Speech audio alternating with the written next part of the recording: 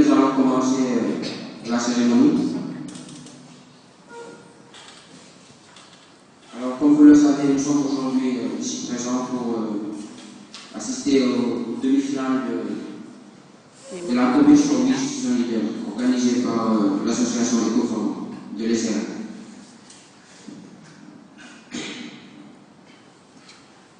Chers candidats ici présents, chers membres du jury, chers camarades, honorables et distingués invités, bonsoir.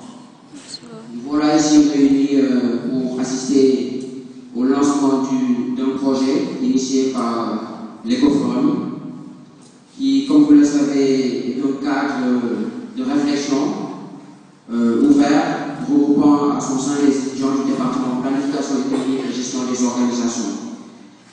Et sa principale mission, c'est de réfléchir sur les problématiques de développement économique et parallèlement proposer des mesures alternatives pouvant ainsi servir d'exutoire à la situation de sous-développement dans laquelle notre continent est plus que jamais ancré. Le projet en question s'intitule Oui, je suis un leader et prend dans la forme d'une compétition, d'un débat, d'un échange dynamique d'idées autour du thème suivant. Acceptons de vivre africain, c'est la seule façon de vivre libre et digne. Alors aujourd'hui, mon condisciple ici présent, M. Moulfar et moi, avons l'honneur et le plaisir de vous présenter la demi-finale de Oui, je suis un leader. Nous allons donc assister à une opposition rude entre les candidats Oumidao de la 45e promotion, Chérif Mohamed Hassan Dien de la 44e promotion et enfin Moussa Mohamed Moussa Diken de la 42e promotion. C'est également l'occasion pour moi de vous exhorter, dans le respect des plus grandes règles de fair play et de discipline, à pousser ces jeunes candidats à donner le meilleur d'eux-mêmes, car ce soir, seul le vainqueur aura la responsabilité de représenter l'établissement à la phase finale prévue le 23 mars prochain et à laquelle prendront part d'autres établissements, à savoir la CESAC, l'INSUP Afrique, l'IAM, l'ISM et Subdeco. Je m'en vais par la suite donner la parole à M. Moulfar qui va vous présenter le programme d'aujourd'hui. Je vous remercie. Merci, M. Samuel Hugo. Bonsoir tout le monde. Nous allons à cet effet présenter le programme de ce soir. Comme il a déjà fait une présentation et le mot de bienvenue, nous allons projeter notre vidéo parlant du concept de vie sur l'île. Maintenant, après, nous allons appeler les différentes personnalités à faire des mots de lancement des activités. Nous allons appeler en premier M. le président de l'Ecoforum, ensuite le président de l'ANCAL et M. le président du jury, M. Diouf. Avant de revenir maintenant au contexte du thème, pourquoi le thème a été choisi. Ensuite, de présenter les candidats, je pense que ça a été fait. Pour enfin lancer effectivement le débat afin de délibérer.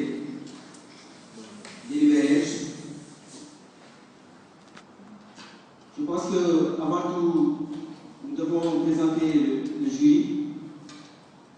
On a au milieu M.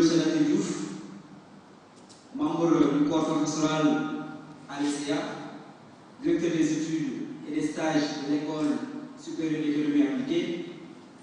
Nous avons à notre droite un ancien de l'ENEA, M. Hubert Mendy, sortant du département de planification économique et gestion des organisations, qui était à la 37e promotion. Il est comptable et auditeur à la Fondation comptable à l'Europe. Aussi, il est professeur de suivi et évaluation annuelle. Maintenant, à notre gauche, nous avons M. Djekhai, qui est déjà un ingénieur, animateur de développement, un ancien de l'ENEA, sortant du département du développement communautaire et formation.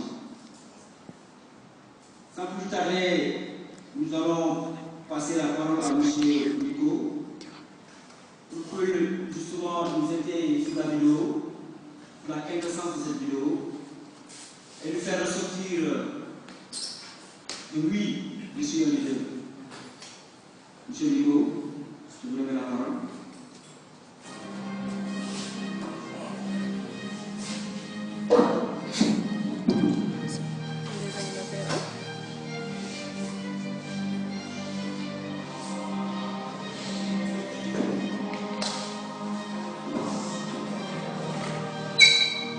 Merci, Monsieur Moufal. Alors, comme je l'ai eu à le dire tout au début, aujourd'hui nous sommes réunis ici pour assister à une compétition organisée par l'Ecoforum. La compétition proprement dite est intitulée Oui, je suis un leader. Alors, nous sommes amenés à nous poser la question de savoir qu'est-ce que cette expression renseigne. Oui, je suis un leader, c'est un proverbe qui vise à promouvoir le concept de leadership en Afrique. Nous pouvons nous rappeler de cette affirmation de son Excellence, le président des États-Unis, Barack Obama, qui disait en ces termes, et je cite, l'Afrique n'a pas besoin d'hommes forts, mais plutôt d'institutions d'organisations fortes.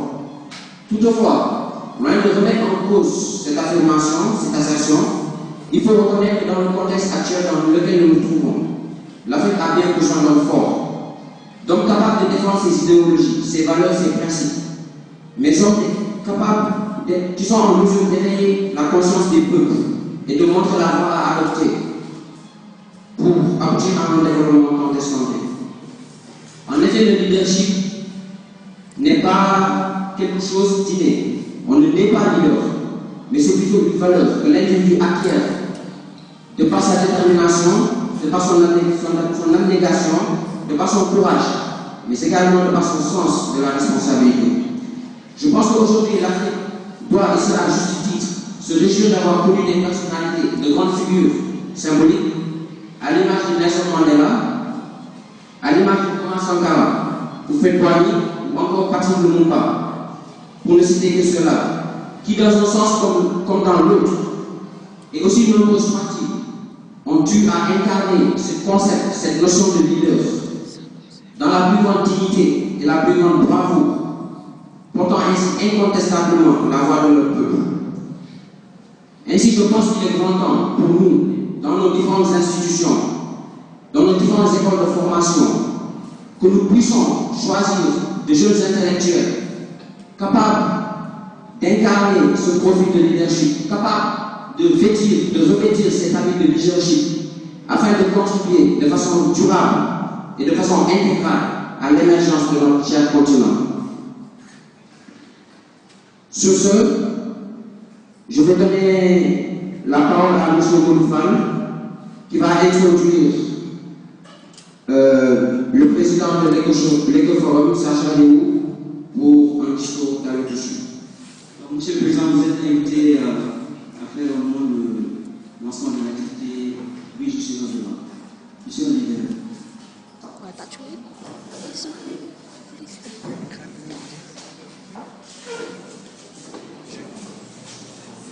Merci Mozo, merci Nico.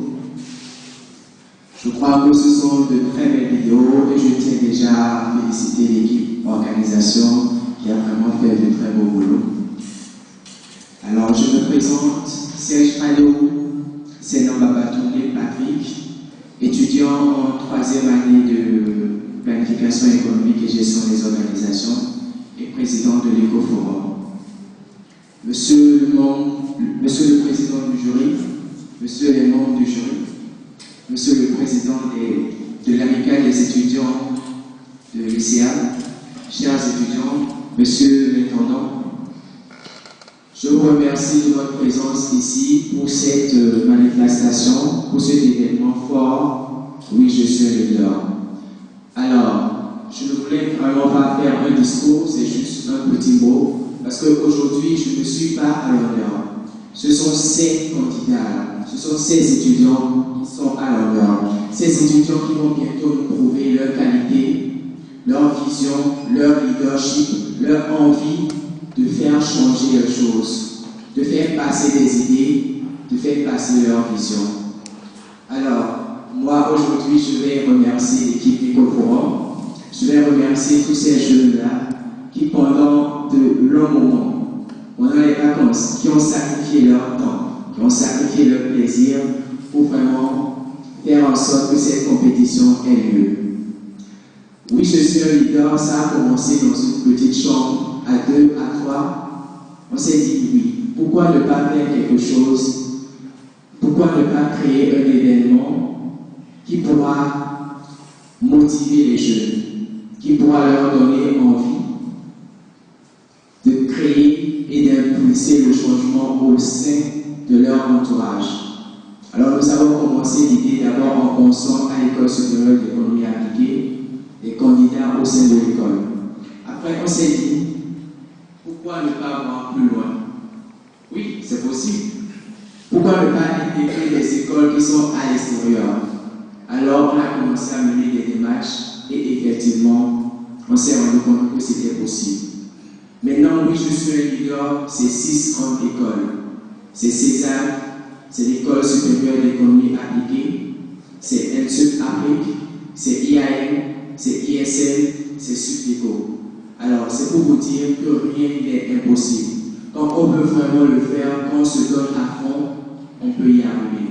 Je me rappelle toujours de cette citation qui dit que le seul endroit où le succès se trouve avant le travail, c'est le dictionnaire.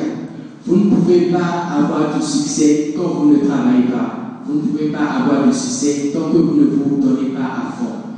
Alors, j'espère qu'aujourd'hui, les candidats vont donner le meilleur d'eux-mêmes parce que je veux absolument que le trophée final revienne à l'École supérieure d'économie appliquée.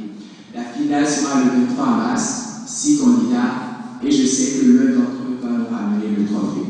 Alors, le concept de la compétition, vous l'aurez compris grâce à cette vidéo, c'est très simple. Nous avons un sujet, il s'agit maintenant à partir de ce sujet de faire passer une idée, de faire passer une vision pour bouleverser les choses, pour changer les mentalités. Alors, aujourd'hui, je vais souhaiter vraiment beaucoup de chance à ces 3 candidats. J'espère que la compétition sera rude, que le meilleur va l'emporter. Merci beaucoup.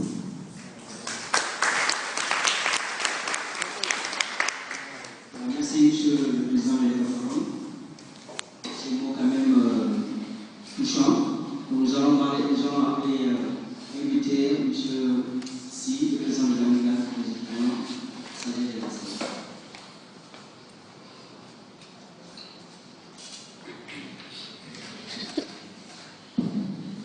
merci, M. Chifa. D'abord, je tiens à saluer toute l'assistance ici présente, en commençant par le président du jury, M. le directeur des études et des stages, M. Latifu, notre professeur du département, professeur en suivi d'évaluation, M. Hidemidi, notre doyen, M. Djefay, et M. l'intendant, l'ensemble des étudiants ici présents, sans oublier mon brillant candidat. Vous m'excuserez, je n'ai pas préparé un grand discours, mais juste saluer cette noble initiative que l'ECOFROM a fait preuve cette année-ci. Il faut le reconnaître, c'est un bon travail. Et cela montre davantage que l'ECOFROM est dirigé par les leaders. Cela montre aussi que l'École supérieure d'économie appliquée a sa place dans le développement. Comme vous l'avez dit, ensemble, nous changeons pour le développement. Comme je vous l'avais dit, je n'avais pas préparé le mot. Je vous permets de m'inviter là tout en vous félicitant et dire à mes camarades qui sont là que l'un d'entre vous prendra le drapeau de l'ECA et toute la communauté étudiantine sera derrière cette personne-là. Nous encourageons et nous disons que nous mettons. Je vous remercie. Voilà, merci, Monsieur le Président de l'École des étudiants en santé de l'Assemblée. Nous allons donner la parole à M. le Président du jury qui se prononce aussi sur cet événement.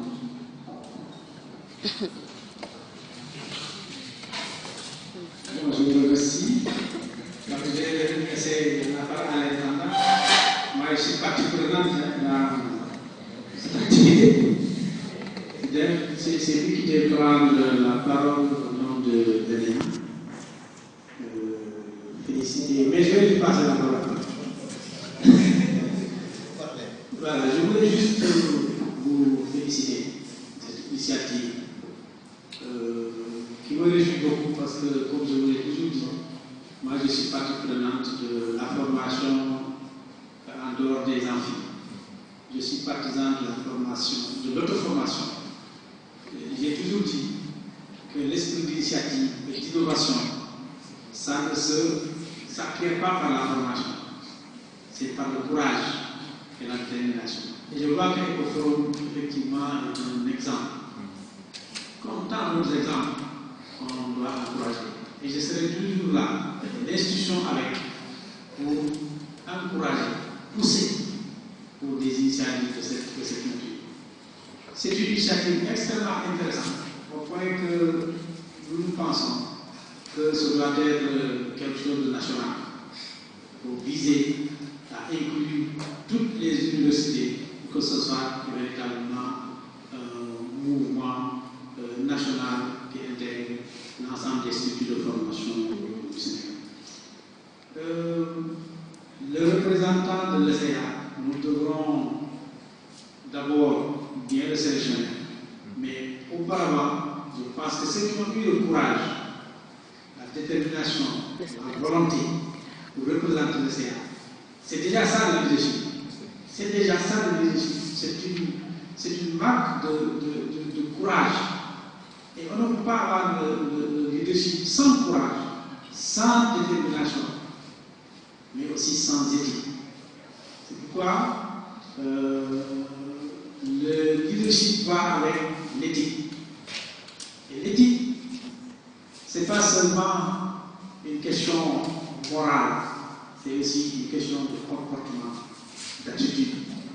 C'est une question qui dépasse l'individu lui-même et qui interroge la société. Vous, en tant que leader, vous assumez une part de responsabilité de notre sous-développement, mais aussi de notre développement. C'est ça aussi le leadership. Accepter de vous investir, reconnaître les difficultés que nous avons, mais aussi reconnaître votre responsabilité dans la situation actuelle et dans la situation future. Demain, les générations futures vont nous tenir pour responsables de ce qui va arriver. Donc, nous assumerons nos responsabilités. Et c'est ça aussi le leadership. Le thème que vous avez pris, je vais me prononcer un peu là-dessus parce que c'est très intéressant. Les individus peuvent changer. Effectivement, dans la théorie marxiste, Marx disait que ce sont les peuples qui font l'histoire. On a toujours cru à ça. Mais 20 ans après, un de ses codisciples, Plekhanov, a écrit un ouvrage qui a changé beaucoup de choses, le rôle de l'individu dans l'histoire. Et on a constaté qu'il y a des leaders qui ont transformé la société. Il y a des personnalités qui ont changé leur communauté. Cheikh Anta Diop, vous les avez cités ici. Et Cheikh Anta Diop qui, à un moment donné, a essayé de changer une certaine forme de vision du monde. C'est quelqu'un qui a changé beaucoup de choses et qui a effectivement montré la voie du leadership africain qu'il faut construire. C'est pourquoi je voulais vous dire que vous êtes sur la bonne voie. Je vous encourage et je vous félicite. Et je remercie tous ceux qui sont venus pour assister. C'est aussi ça la responsabilité. C'est aussi ça le leadership. C'est-à-dire, partout où je peux prendre une parcelle du savoir, je dois me rendre. C'est ça aussi le leadership. Et je vous remercie, je vous félicite et je vous encourage. Merci. Merci, monsieur le directeur. D'ailleurs, il vient de nous donner un module sur le leadership. Je l'ai d'abord. Vous allez éviter à prononcer la même chose.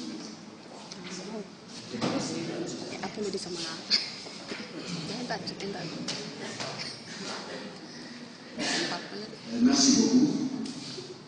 Bonsoir tout le monde. Bonsoir.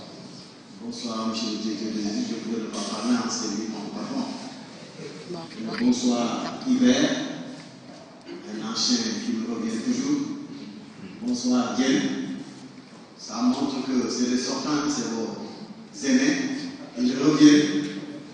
Ça veut dire que ce qu'on disait ce matin, c'est le modèle. Je peux vous raconter les 4 années qu'ils ont fait ici à l'ENEA. De très belles années, ils ont représenté l'ENEA dans des manifestations comme celle-ci. Bonsoir, monsieur le président de l'amicale. Bonsoir à toute l'assistance. Bonsoir aux organisateurs, initiateurs de cette belle cérémonie. On encourage les coforts, ils sont très braves. On les voyait pendant les vacances. Ils ont un projet ambitieux. Ils sont ambitieux. C'est des leaders. Vous êtes tous des leaders, je me dis. Moi, je dis à quelqu'un qui entre à l'État, il est déjà un leader. Les Sénégalais, c'est à l'issue d'une sélection rigoureuse. Ceux qui sont en 4e année, ils étaient 800. Ceux qui sont en 3e année, ils étaient 1200 candidats. 900 et l'année, ils étaient 800 candidats. On en a pris les 30 meilleurs bouchers et les 30 meilleurs non bouchers. Les non-sénégalais, c'est à l'issue d'une sélection très rigoureuse. Donc vous êtes déjà des leaders. Félicitations. L'administration sera toujours à vos côtés pour vous appuyer, pour vous encourager, pour vous aider à réussir toutes vos entreprises. Félicitations et bon courage et que la manifestation soit belle et bonne chance aux candidats. Merci. Merci, monsieur l'intendant. On peut présager qu'on aura une soirée d'excellence. Donc, sans plus tarder, nous allons revenir sur ce qui nous réunit ici ce soir. Avant ça, il faudrait qu'on essaie de contextualiser le thème. L'un des plus grands orateurs et militants africains avait l'habitude de défier les règles et proposer des idées sans peur. C'est peut-être cela qui lui a coûté son destin tragique. Mais cet homme, quel héritage? C'est quel homme? La jeunesse africaine doit s'inspirer de ses leaders pour également proposer des idées novatrices pour le monde. À Addis Abeba, le 29 juillet 1987, Thomas Sankara a assisté aux travaux de la 25e conférence des États membres de l'UA. Il y délivre ce discours sur la dette dont nous connaissons tous et nous savons que nous devons accepter de vivre africain. C'est la seule façon de vivre libre et de vivre digne. Thomas Sankara fut l'un des grandes figures emblématiques de l'Afrique et de l'histoire, si je peux me permettre.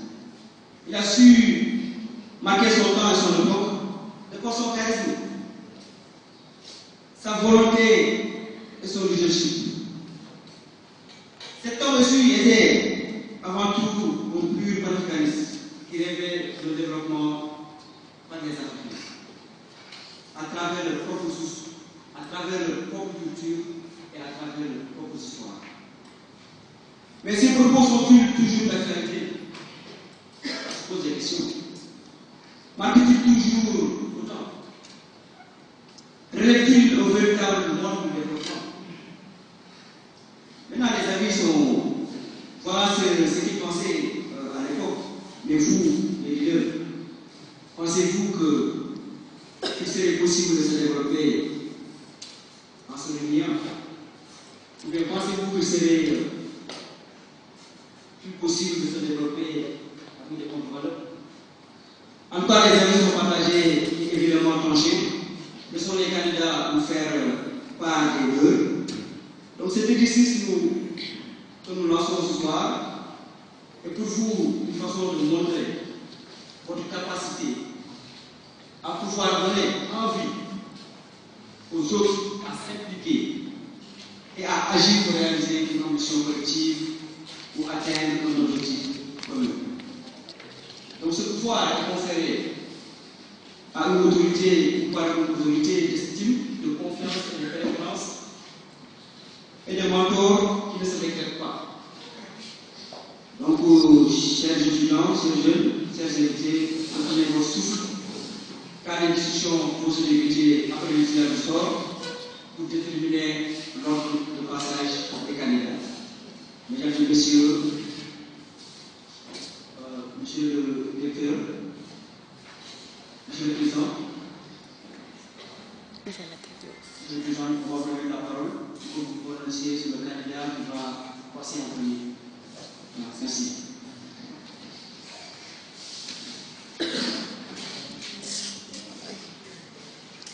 Merci beaucoup. Je pense qu'on a déjà fait le tirage.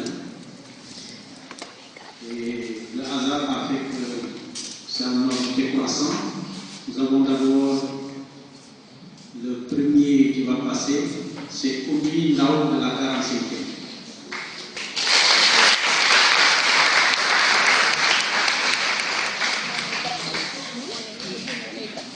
Sous vos applaudissements, on applaudit.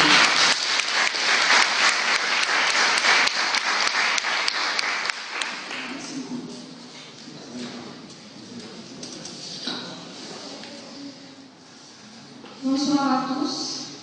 Bonsoir. Est-ce que ce serait mieux de briser les critères?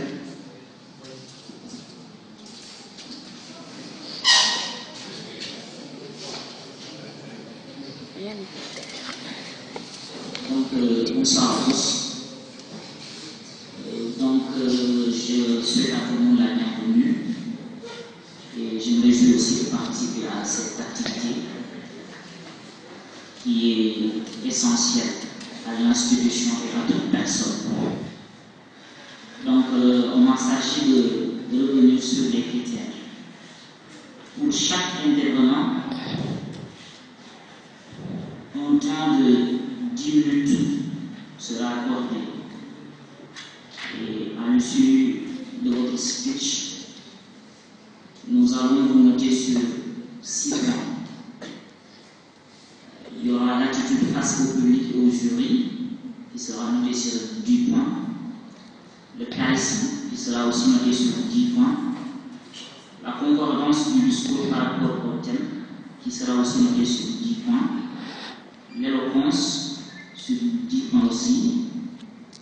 Bon, là, ça dépend. L'eau ou la gesture, ça dépend de l'angle, qui sera aussi noté sur 10 points. Et la persuasion sur 10 points, pour un total de 60 points. Donc, il est autorisé de faire 10% de plus ou de moins par rapport au temps qui a été imparti à chaque orateur. Donc, quelles sont les règles? Donc, nous attendons de vous que vous nous fassiez festoyer pour parler comme Athènes. Merci beaucoup. On a donc bien que c'est 10 minutes de temps de parole. Bonsoir à tous. Bonsoir, monsieur le jury. Bonsoir, monsieur l'intendant. Bonsoir, l'assistance. Je me nomme Oumida, je suis de la 45e promo, je suis au département d'Adjeu. Et aujourd'hui, je présente ma promotion à 45. Pour en venir au sujet qui consiste aux paroles de Thomas Sankara, disant qu'il nous faut accepter de vivre africain. C'est la seule façon de vivre libre et de vivre digne. Je crois que je vais commencer par son mot accepter. Parce que je crois que les Africains le chantent, le piaillent partout. Nous avons été victimes des Européens. Nous avons été victimes de la colonisation. Et aujourd'hui, il est temps que nous nous affirmons en tant qu'Africains. Qu'on arrête de piailler sur notre sort et qu'on accepte ce que nous sommes. Qu'on s'assume, qu'on arrête de piailler sur le passé. Les faits sont déjà acquis. Ce qu'il nous faut, c'est l'action, c'est la conscience. Ils nous ont colonisés, oui. Et il paraît qu'on était colonisés. Mais ce qu'il faut, et surtout, utilisant les mots de Thomas Sankara, c'est décoloniser leur mentalité. Et quelles sont nos mentalités? Cette mentalité d'être au-dessous du plan. Cette mentalité d'assister. Cette mentalité d'inférieur. Il nous faut regarder les choses en face. Accepter ce que nous sommes. Accepter notre condition d'Africain, c'est accepter notre culture, nos traditions. Par cela, nous vivrons libres. Et pourquoi cette liberté? Nous sommes endettés. Il y a les aides alimentaires. Ils sont là. Il y a beaucoup d'organisations. Il y a l'ONU, il y a la Banque mondiale. Et il est très normal que celui qui vous nourrit vous impose ces conditions. C'est comme chez nous, quand je suis avec mon père, même quand j'ai 26 ans, même quand j'ai 30 ans, s'il me nourrit, s'il me dit à 19h tu restes dans la maison, et c'est lui qui impose ces conditions parce qu'il me nourrit. C'est exactement ce que nous avons vis-à-vis des Blancs. Ils nous nourrissent, ils nous imposent nos conditions. Sous-entendez entre guillemets aide, mais c'est parti. Prenons pour eux et nous prenons le reste. Pourquoi quand on fait des échanges par rapport aux ressources que nous recevons, pourquoi ils fixent les prix? Et pourquoi l'Afrique a toujours connu des leaders? L'Afrique a toujours eu de très grands hommes. Mais pourquoi se font toujours-ils tuer, massacrer, humilier à la dernière minute? Sont-ils assez leaders? Peut-être. Mais l'Africain a toujours cette faiblesse mentale d'être en dessous, de viser le pouvoir, d'avoir même cette, ambition, cette ambition un peu beaucoup trop non contrôlée du pouvoir. À chaque fois qu'il y a un Africain conscient des potentiels de l'Afrique, il est massacré. Et pourtant, les Européens ne le font pas directement. Il faut qu'ils passent par les Africains eux-mêmes. Il faut diviser pour mieux régner. C'est ce qu'on dit. Et c'est exactement ce dont on est coupable. On ne peut pas développer l'Afrique avec ses guerres ethniques, avec ses troubles. Non. Quelqu'un qui est dans la peur permanente de la mort, des épidémies, de la famine et tout ça, est-ce que cette personne a le temps de réfléchir, le temps de bâtir son futur? Je ne crois pas. Donc nous serons toujours derrière eux si nous ne nous acceptons pas de vivre, d'accepter ce que nous sommes. Je prendrai l'exemple de Gandhi. Il a fait face aux Anglais par la résistance purement traditionnelle. Il ne s'est jamais battu. Son mot d'ordre, c'était la non-coopération. C'est-à-dire lui-même qui est allé faire ses études à l'extérieur, qui a connu les États-Unis, l'Afrique du Sud et autres, il s'habillait traditionnellement. Par exemple, ici au Sénégal, notre plat national, c'est le tchibouja. Le riz n'est pas sénégalais, mais ils ont imposé ça. Pourquoi? Parce que c'est leur désir. Qu'est-ce que nous mangions avant? Mais le riz, le maïs, ils ont changé ça et nous continuons de l'être. Il nous faut donc essayer de vivre ce que nous sommes, d'expérimenter ce que nous sommes. Je dirais que l'Afrique est le continent de tous les mots, où il y a tous les mots qui existent. Mais pour que cela s'arrête, il faut forcément et vraisemblablement que nous-mêmes jeunes, que nous soyons conscients, que nous agissons, qu'on arrête vraiment de se poser des questions, de dire qu'on est victime de la colonisation néo-coloniale. Tout ça c'est du passé, c'est un fait déjà acquis. Ce qu'il nous faut, c'est agir. Comment agir? En étant des leaders. Comment être un leader? Il ne faut pas toujours attendre des États. Il ne faut pas toujours attendre de l'autre. Il faut attendre de soi-même. Il faut développer notre intelligence, mais aussi comment le développer. Si nous vivons typiquement africains, comme le dit Thomas Sankara, c'est vrai, il y a de bons côtés, mais aussi, si nous vivons typiquement africains, que serait donc la place de la femme dans une société africaine? Thomas Sankara, je crois, l'a bien compris. Quand savoir, la première chose qu'il est faite, c'est de supprimer les chefs de tribu.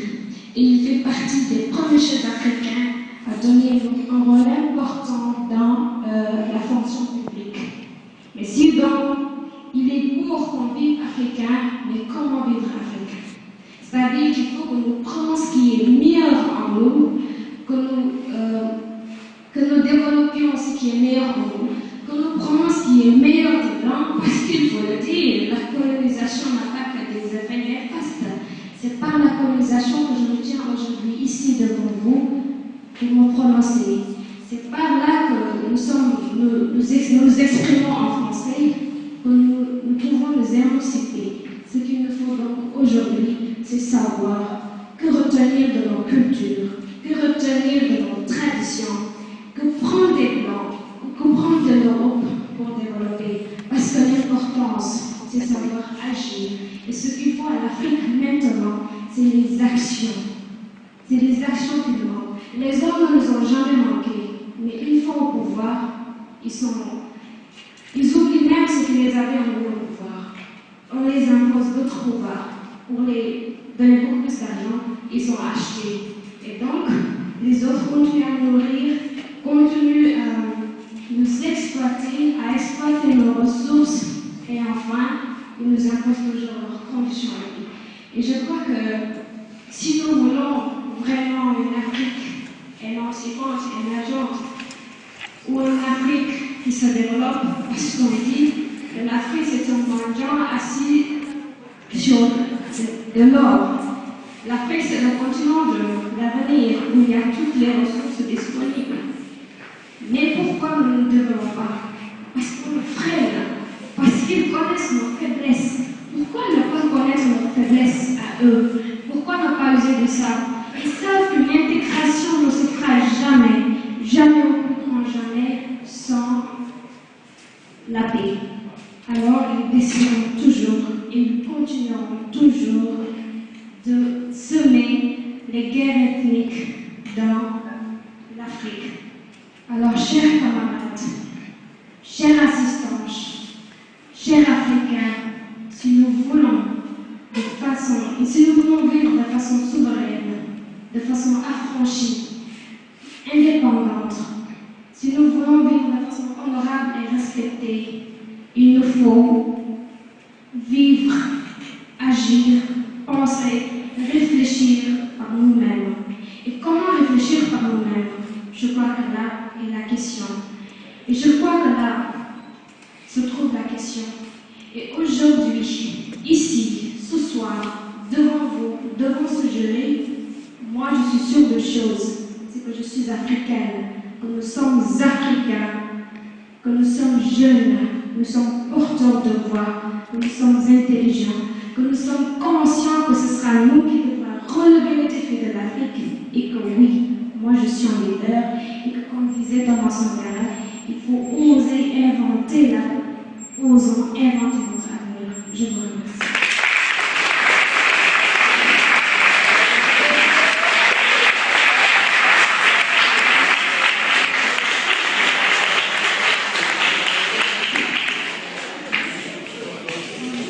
Merci, mademoiselle Oumédor, pour ce beau discours que vous avez eu à tenir. Et j'espère bien qu'il sera assez pertinent de la part des membres du jury. Alors, sans plus tarder, nous allons introduire le second candidat, M. Cheikh Dieng, de la coordination pro.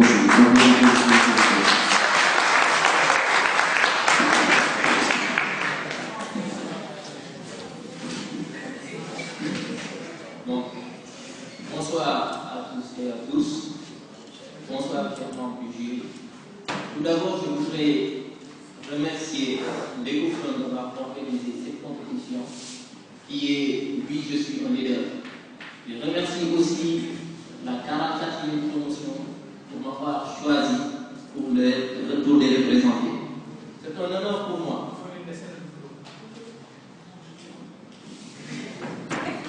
C'est un honneur pour moi de pouvoir débattre avec vous de ce thème. Nous devons vivre africains. Accepter, c'est la seule façon de vivre libre et de vivre digne de Thomas Sankara.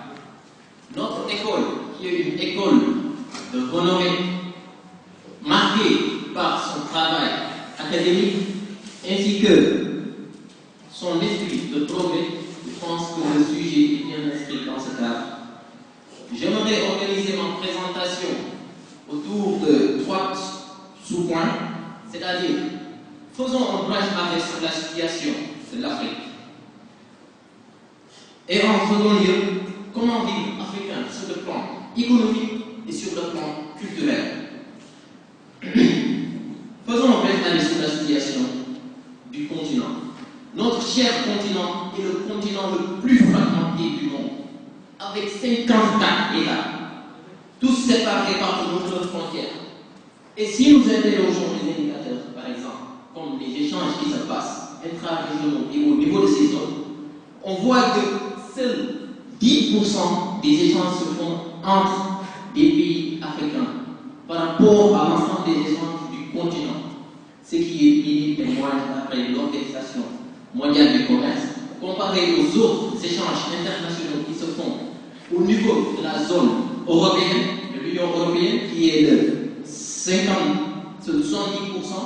et de 52% en Asie et de 50% en Amérique du Nord et de 26% en Amérique du Sud. Et aussi, si nous interrogeons l'économie des pays africains, qu'est-ce qu'on constate? Qu'est-ce que nous constatons?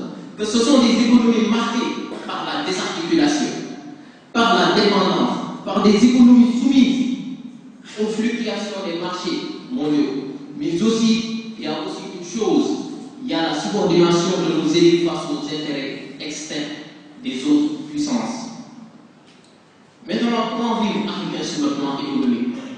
En parlant d'économie, parce que le continent est le berceau de l'humanité, mais aussi que le continent a accueilli les premiers hommes. Ils ont fait preuve d'intelligence et de capacité à s'adapter pour survivre. C'est pour cela qu'au niveau du plan, sur le plan agricole, pour être autosuffisant, il nous faut réaliser un certain nombre de réformes, telles que les réformes agraires, telles que la révolution verte, qui consiste tout simplement à s'adapter aux nouvelles technologies et à redistribuer les terres au profit des paysans et des personnes sans terre, mais aussi dont l'objectif est de faire nourrir une population sans cesse croissante. À cela, je vais ajouter des stratégies de développement industriel. Parce que je ne suis pas pour des importations.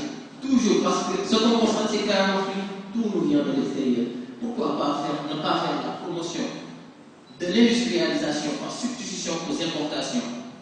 L'industrialisation par substitution aux importations, cette stratégie ne consiste que de remplacer ou de créer un système productif continental capable de satisfaire la demande intérieure du pays. Et aussi, il nous faut protéger, parce que si nous avons créé un cadre industriel avec des PME, des PMI et des industries, il nous faut les protéger. Les protéger comment? Avec des contingentements, c'est-à-dire des limitations sur les quotas du nombre de produits qui doivent entrer, mais par aussi un aspect très très important qui est le patriotisme économique. Et nous, Africains, vous constatez une chose, il nous manque un patriotisme économique. Qu'est-ce que c'est que le patriotisme économique? Le patriotisme économique, ce n'est rien d'autre. Je vous donne un exemple. Prenez un Chinois. Un Chinois qui veut acheter un produit. Il vient sur le marché, il trouve le produit qui a été produit dans son pays par des industries qui sont au niveau de ces pays. Même si ce produit-là coûte 3 fois plus cher, le Chinois va l'acheter. Et c'est ça le patriotisme économique et c'est ça que nous avons besoin. Maintenant, venons-en sur le plan culturel. Comment vivre africain sur le plan culturel? Là, c'est d'abord accepter sa culture. Accepter que, anthropologiquement, avant la religion, avant la culture, on est descendu sur cette terre et on est africain. Et affirmer sa culture. Parce que je ne peux pas concevoir que, par exemple, la pratique que font nos jeunes filles nègres, c'est typiquement pour avoir tout simplement une peau blanche pour ressembler à l'Occident, ou bien à l'Occident autant pour moi. Et de plus, je vais ajouter pessimisme africain. Le pessimisme africain n'est rien d'autre que, par exemple, je prends un exemple. Un Ivoirien, il pense que avec le Sénégalais ne peut que lui faire du mal.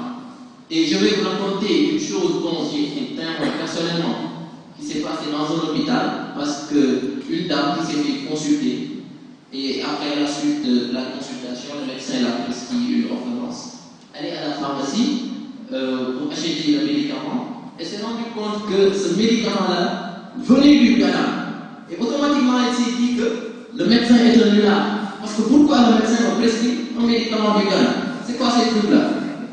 Mais il faut que ces genres de choses cessent. Il faut être patriote et assumer aussi notre africanité.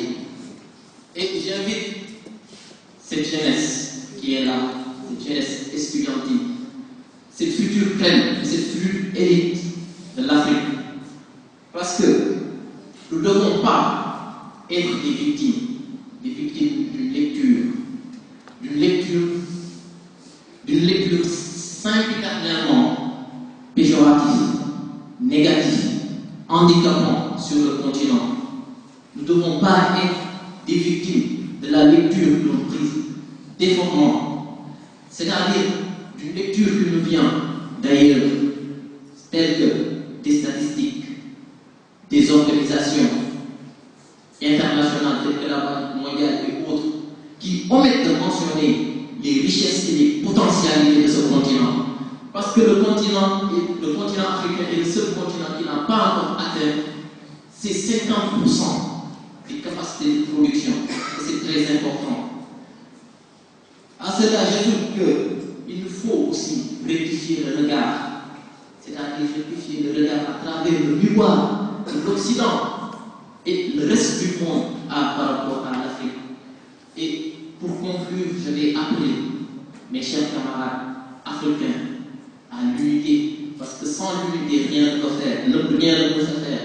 Et je vais me joindre aux propos de l'ex-président Maître Abdoulaye Wade, qui disait que le sort de l'Afrique dépend de l'option que les Africains vont faire, non pas demain, mais dès maintenant.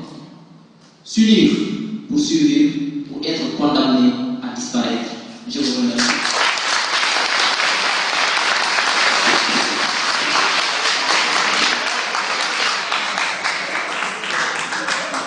Merci pour vos chaleureux applaudissements à l'endroit de M. Dieng pour ce discours assez consistant, rigoureux et charmant. Donc, sans plus tarder, nous allons laisser le dernier candidat, M. Mohamed Moussadika de la 42e promotion, lui aussi venir tenir son allocution. Vos applaudissements, s'il vous plaît.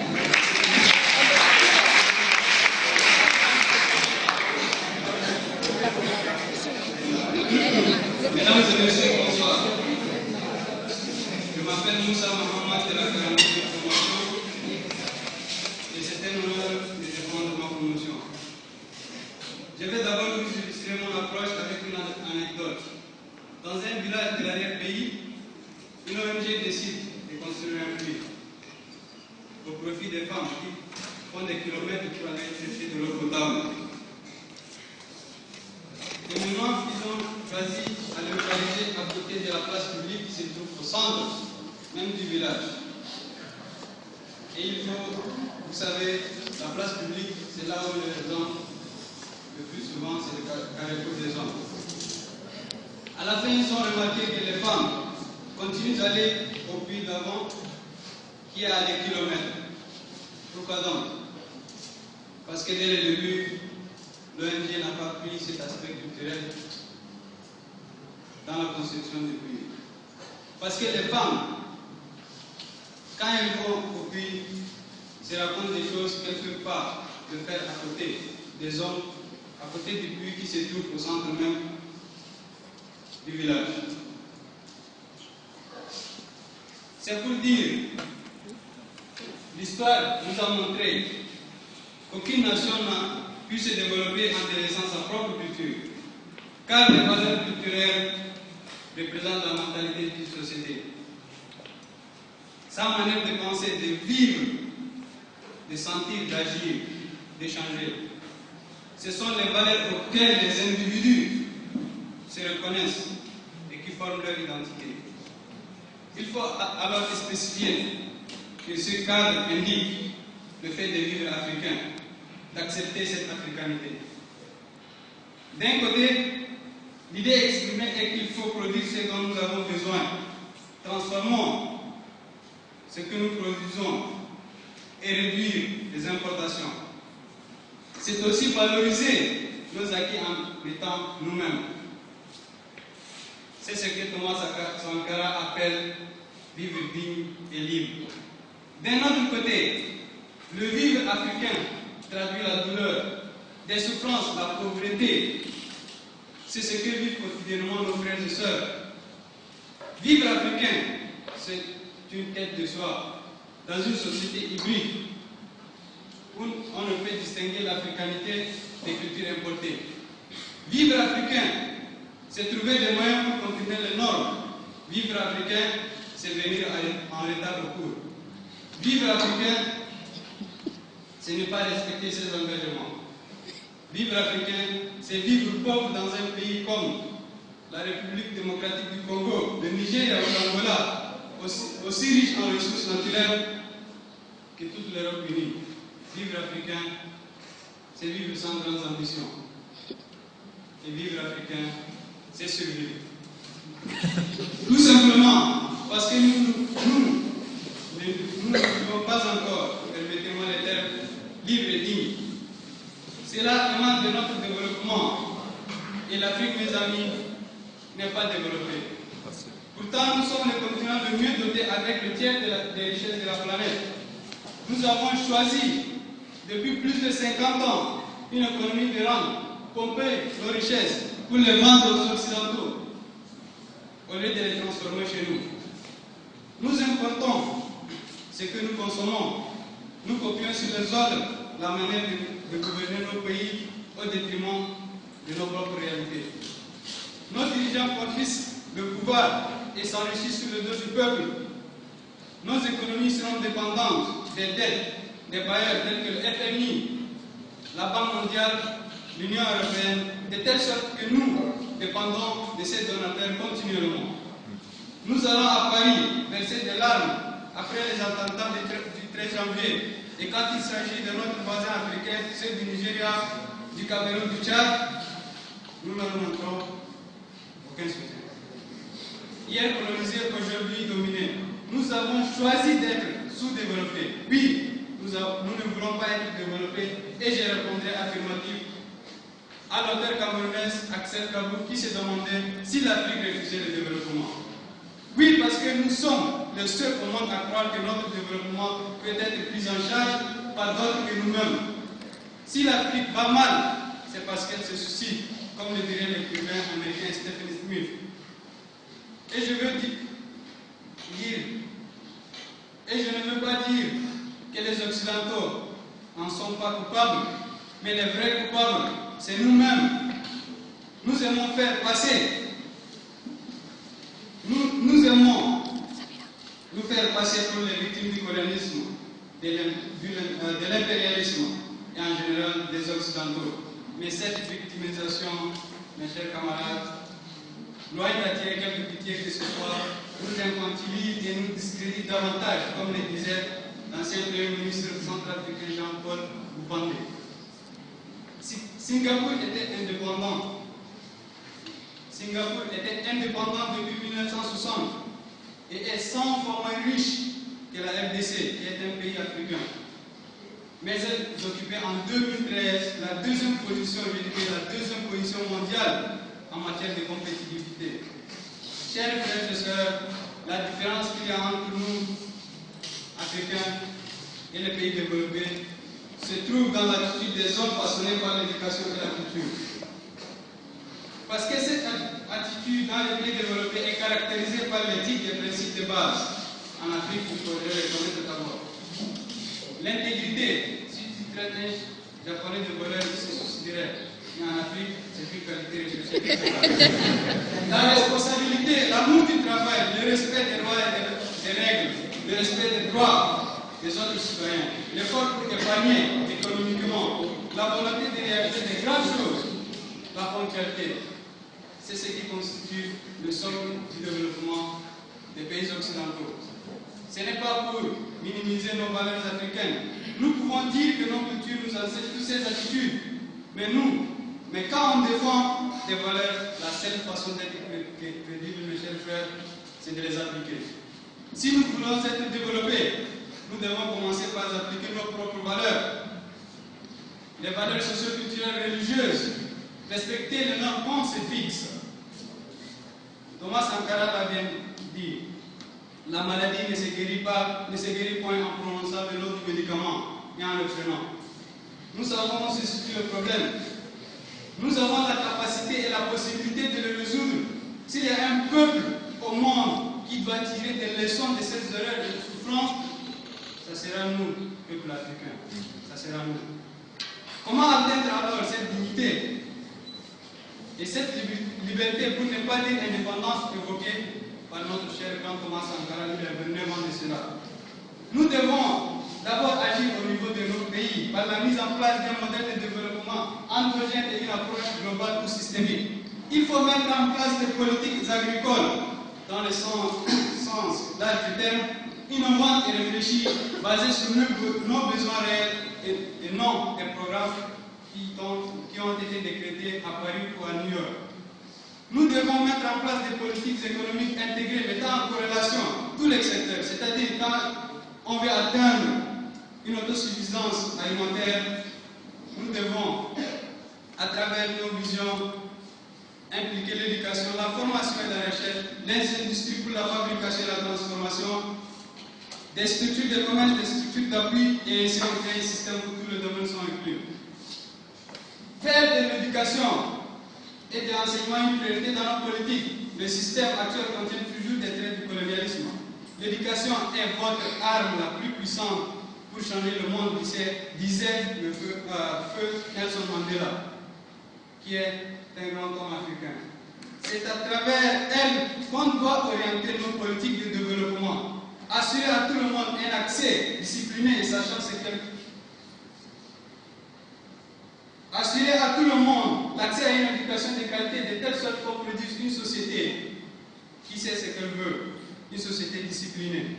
C'est ainsi qu'on devrait changer les mentalités, mes frères, et en utilisant le meilleur de nos valeurs. S'industrialiser en s'inspirant des réussites et des échecs des autres, et non en les copiant aveuglément. Aller vers une gouvernance politique impliquant davantage les populations et non des hommes politiques qui sont là que quand il y a des élections. Appuyer l'émergence des petites et moyennes entreprises compétitives, car cela permettrait d'avoir des entités qui transformeront ce que nous produisons et ainsi une classe moyenne qui deviendra le socle de notre développement. Il faut aussi lutter contre la corruption dans toutes les échelles de l'administration et de la société, prioriser les jeunes et l'émancipation des femmes dans nos politiques, produire les lois et normes à l'image de notre société pour que chaque citoyen s'y reconnaisse. Car nous avons besoin que pour chacun de nous, des règles bien adaptées soient créées. Il faut assurer leur application et leur respect, sinon ça sera du temps et de l'argent gaspillé. Cette liste, mes chers frères, n'est pas exhaustive. Les actions à mener doivent conduire à un état où la population africaine soit capable de produire ce dont elle a besoin, transformer ce qu'elle produit, et qu'elle soit en mesure de consommer ce qu'elle transforme et arrêter d'importer. Ça suffit. Cela ne doit se faire en excluant le monde extérieur. Non, pas du tout. Il est vrai que les Occidentaux n'ont jamais voulu que les Africains s'échangent entre eux. Mais nous devons créer des conditions d'échange entre nous et des conditions d'échange équitables avec les Occidentaux. Et les Occidentaux ne voudront jamais accepter parce que nous sommes complices avec eux. Certains de nos pays sont des exemples à prendre. Le Rwanda, l'Afrique du Sud, le Maroc. En 2015, le Rwanda occupait la première place en Afrique en matière de progrès et de développement humain sur les 20 dernières années. Je dis bien sur les 20 dernières années, le Rwanda a occupé la première place. Selon le World Economic Forum, sa croissance économique est de 6% par an. Et ce chiffre n'est pas loin de réalité, parce que le PIB par habitant est de $200. Je dis bien $200 par habitant. Il est le 7e pays le mieux géré. Et le 7e pays le mieux géré, pas au niveau de l'Afrique, mais au niveau de la planète. On doit copier des exemples pareils. Le développement, c'est aussi faire des sacrifices. Nous devons prendre des risques, mes chers camarades. Nous devons apprendre que le développement a un prix.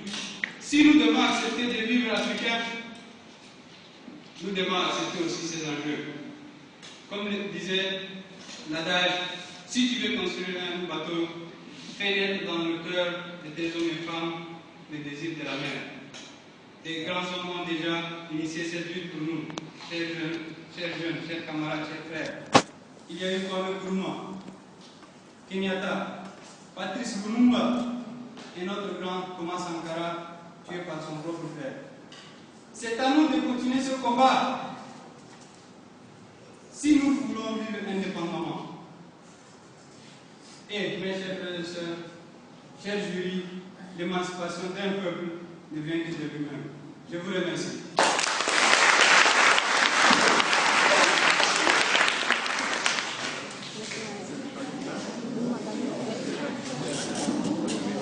Merci, chère assistance, pour ces applaudissements.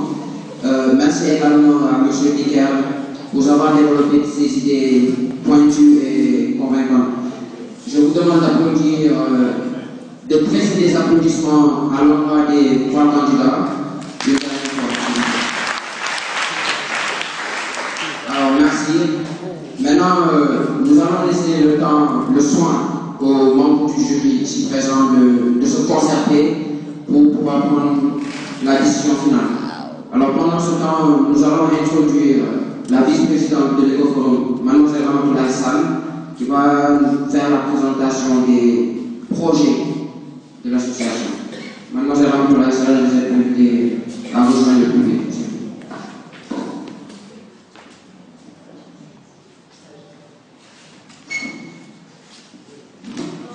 Bonsoir, chers camarades, monsieur les membres du jury, monsieur l'intervenant.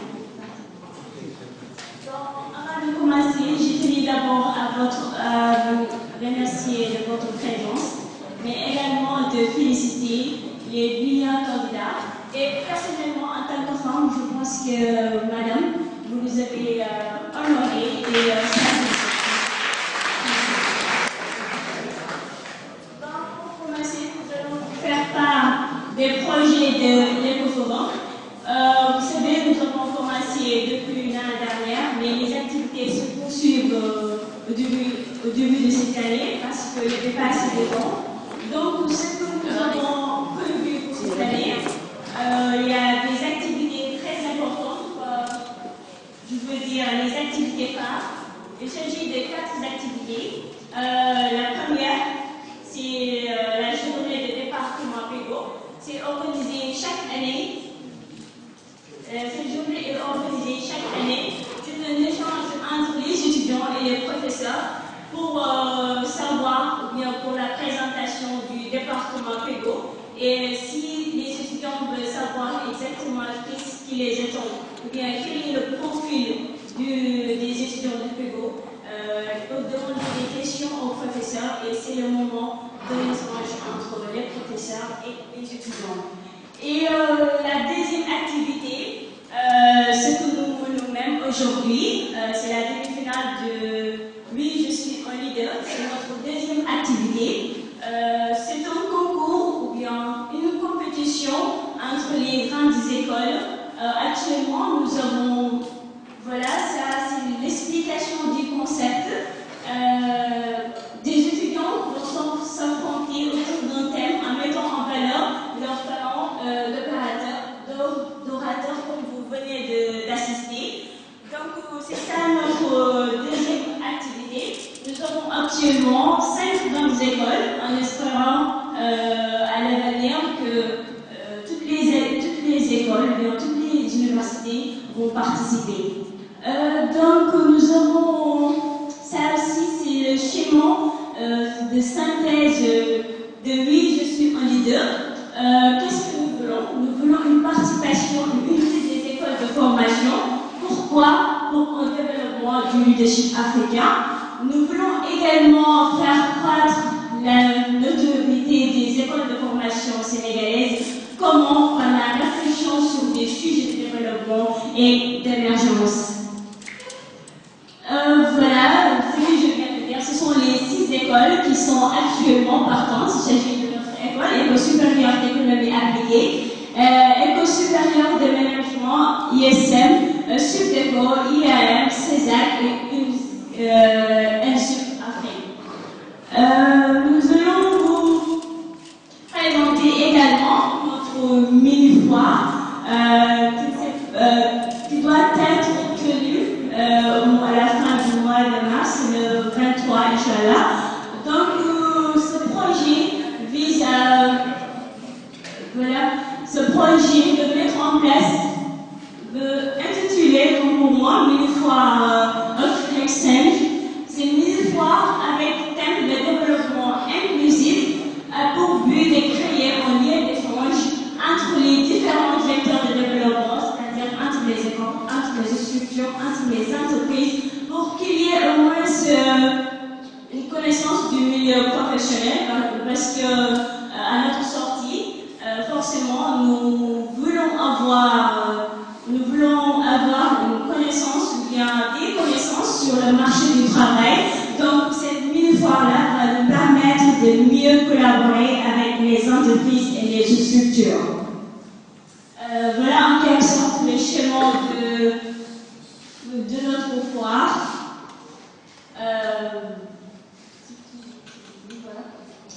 Donc, c'est en quelque sorte le résumé de notre mini-foire. Il y a économie, entreprise, et ça, c'est ce schéma. Donc, on va passer au schéma. Ça, c'est le schéma de mini-foire of exchange, d'accord? Comme je l'ai dit tout à l'heure, la première édition sera organisée au sein de l'école. Il y aura des stands. Et ce que nous voulons faire exactement, c'est de valoriser nos produits, comme le thème le dit, acceptons de vivre africain. Nous allons valoriser nos produits locaux et de faire en sorte que ces produits-là soient mieux vendus ou bien mieux connus au niveau de notre pays ou bien de notre continent. Je passe donc il y a une grande aussi activité nommée CAPA, Convention annuelle sur une problématique africaine. Voilà l'explication du concept.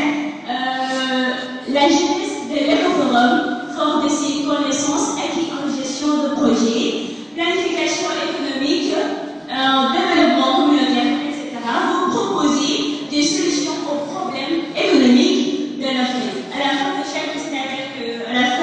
de chaque convention, examinant les grandes préoccupations actuelles du continent, un rapport synthétisant les grandes idées retenues sera envoyé à la structure compétente de la matière. Et c'est là que nous voulons intervenir ou bien apporter quelque chose au développement de l'Afrique. En dehors de ces activités phares, nous avons, ça c'est le schéma récapitulatif, je pense qu'on peut passer, c'est le schéma c'est le schéma de synthèse de l'activité CAPA de l'écoforum. Voilà, on peut passer aux activités internes. Il s'agit de sorties pédagogiques. Il y a déjà une sortie qui est organisée déjà. On n'a pas encore fixé une date, mais quand même la structure a accepté de nous recevoir. C'est l'ANSD, Agence nationale de la statistique et de la démographie. Donc la date vous sera communiquée, Inch'Allah. Également, il y aura des conférences sur des débats d'ordre intellectuel. On invitera également des spécialistes qui vont débattre sur le sujet de développement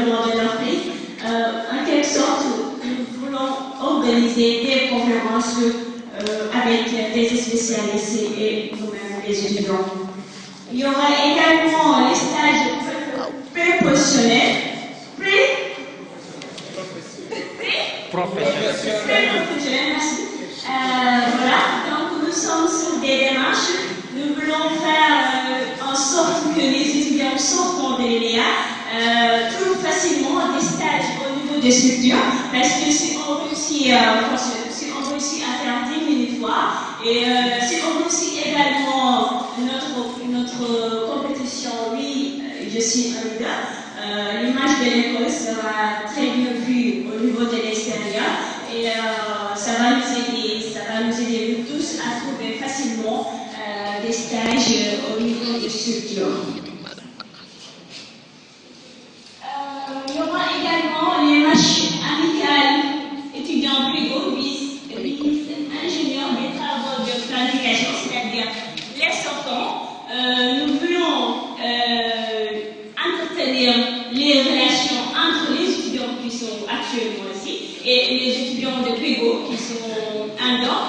Donc ça va faciliter en quelque sorte l'insertion ou bien l'intégration dans le milieu professionnel. Il y a sûrement des sortants qui sont déjà dans des structures, comme vous le voyez déjà. Quand on part dans les stages, on rencontre souvent des sortants de l'ENEA et ça nous permet de mieux nous arrêter et d'avoir confiance en soi, parce que si on voit quelqu'un qui est sorti de l'ENEA, ça devient rassurant. C'est pourquoi nous allons organiser des matchs amicales entre sortants et les étudiants de Prigo. Il y aura également des récompenses des meilleurs étudiants du département Prigo. C'est ce que nous envisageons de faire. Nous voulons récompenser les meilleurs étudiants du Prigo au niveau de chaque promo. Nous sommes sur les démarches. La date vous sera communiquée également.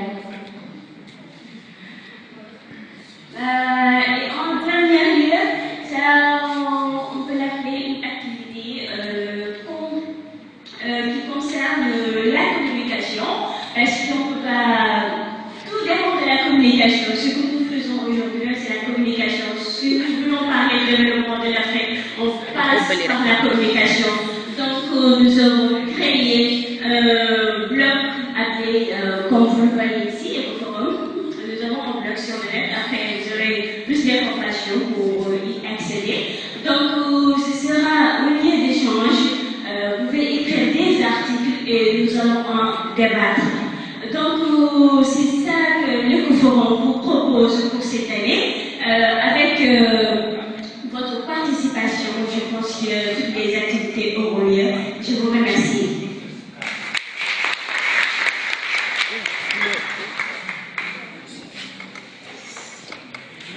Merci Mademoiselle Sall. Donc comme vous le voyez actuellement, les membres du jury n'ont pas encore terminé la délibération, donc nous voudrions être très calmes pour nous laisser se concentrer le plus possible.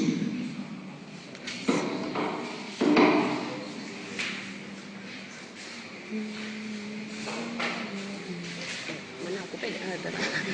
Cukup pede. Ah, mana aku pede.